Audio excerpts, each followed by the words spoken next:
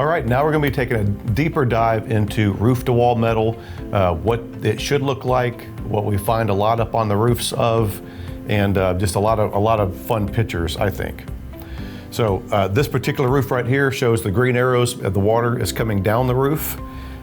And on the left-hand side, you can see that there's copper flashing. It's actually copper roof-to-wall metal. Looking at it from here, it looks like the roof is fine, no problems, nothing much going on here. Unfortunately, what we have to do is we have to be more investigative. We gotta dig in a little bit. So when you pick up the shingles there at the bottom, you can see that the copper flashing's there, but the lip of that metal is closed and we have bad decking. There's a hole in the roof. Picking up some more shingles, looking underneath here, we can see that these arrows are pointing at, one is the granules on the top of the shingle going across. That should be cut off where the red line is at, so the water comes straight down and gets diverted back towards the house. The other yellow arrow is where the lip there is closed. That's supposed to be open. So this picture here shows you the blue, the water should be coming around, and the yellow is where that should be open to catch the water and it not come over the top of it. The effects of that is bad decking. The decking's gone. It's not even bad, it's gone. So that's a big problem. That it creates more ants and things growing inside the house or the attic area. So it's just a bad application. What we use is step flashing. This is a picture from the NRCA and it shows step flashing. One step flashing per shingle as you go up the roof, and then the side of it is either siding or some type of counter flashing. That's the best way to put roof-to-wall metal areas together, is with step flashing. And this shows you how to do it. This is an area where step flashing was not properly installed, so it's not just that easy, but these guys got it backwards. So instead of those shingles or the metal being lapped over the right way coming down, you can see here that they're backwards. So water is actually being diverted into the house and not away from the house. So it happens, but that's why you don't let the new guy do that. This is an area where the shingles are sliding. So if you're looking at the roof, you don't want to step on areas where the shingles have tilted because they're not anchored anymore. There's no nails fastening to them. If you step on this area up on the roof, you're liable to slip out. The shingles are going to slip out from under you. Either end up on your bottom there or you're going to end up off the roof. So you see this, don't step on it. What we want to do is we want to peel those shingles back now and let's see what's underneath. Why'd they come loose? This is here we have the roof-to-wall metal, and then we have asphalt on top of it. So they've had problems here in the past. Pick the shingles up, smear some more asphalt in there, put them back down. The problem though is it wasn't nailed properly. So we've got the yellow arrows here showing the nails that are way too close to the roof-to-wall metal. And these are things we have to look at as inspectors. We got to find out how the roof is installed. The red line again shows that the shingle should have been cut, so when the water comes down that channel, it gets diverted back towards the building and not onto the roof or under the roof itself. And then the roof-to-wall metal has got roof cement all over it. That's bad. What the manufacturer says about reusing metal like that is don't.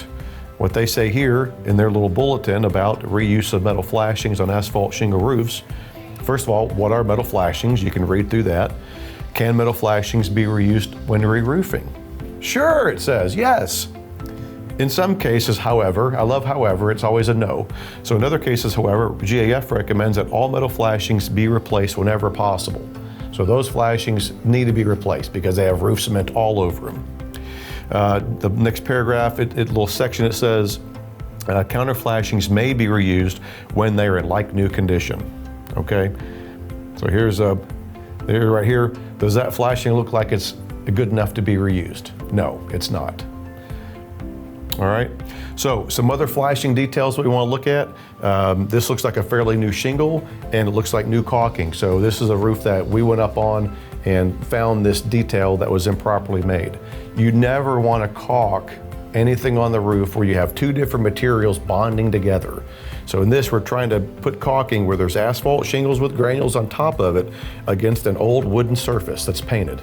How long is that going to last? Not very long. And then once that one of it breaks loose from the other, which it will, you're going to get water that gets in there. And then where does that water go? You never know until it leaks inside the house. So that's bad. You have to look for those details up on a roof. This is another common detail. I love architects. They're great people, but they design things, and then we have to find ways for it not to leak. So this is an area where we have a box up on the roof, and the water dead ends into it. So we have to build some type of cricket or water diverter there to get the water around that area and then off the roof. All right. I'm always driving around, I'm always looking at roofs, and this is a picture that I found, or I took in the town that I live in Arkansas. And it's just funny sometimes when people think that they are roofers or they know what they're doing. So what they did is they took a piece of metal, and they a flat side and then a 90-degree up to the wall, masonry anchored into the wall, caulked the top of it, and just let the rest of it lay on the roof. That is not the proper way to do the flashing.